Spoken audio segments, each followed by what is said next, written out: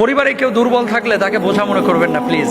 অনেক সময় ভাইদের চাকরি হয় না, অনেক সময় বোনের বয়স হয়ে গেছে, বিয়ে হচ্ছে না, এদেরকে বোঝা মনে করে। আল্লাহর কসম করে বলি, বিশ্বনবী সাল্লাল্লাহু আলাইহি ওয়াসাল্লামের কাছে একজন সাহাবী এসে বললেন, আমার ভাই তো কোনো কাজ করে না, ইয়া রাসূলুল্লাহ আপনি তার ব্যাপারে কিছু বলেন। আল্লাহর নবী বললেন, তোকে আল্লাহ তাআলা রিজিক দেয় তোর এই দুর্বল ভাইয়ের কারণে। সুবহানাল্লাহ। সুতরাং বাপ মা বুড়া হতে পারে, ভাই বন্ধু, তারপরে বোন মানে কোনো কাজ কাম না পেতে পারে, তাদেরকে বোঝা মনে করেন না। আল্লাহ তাআলা তাদেরকে উদ্দেশ্য করে আপনাদেরকে রিজিক দেয়, এটা কখনোই বোঝা মনে করবেন না। মনে রাখবেন, আজকে যেই ভাইটাকে আমি, দুবাই এক ভাইকে চিনি, যেই মেজো ভাই তারা দেখতেই পারতো না, আজকে দুবাইয়ে 400 কর্মী তার কোম্পানিতে, আমার নিজের ফ্রেন্ড, আর সেই ভাই তার কাছে এখন কাজ করে, দেখতেই পারে না।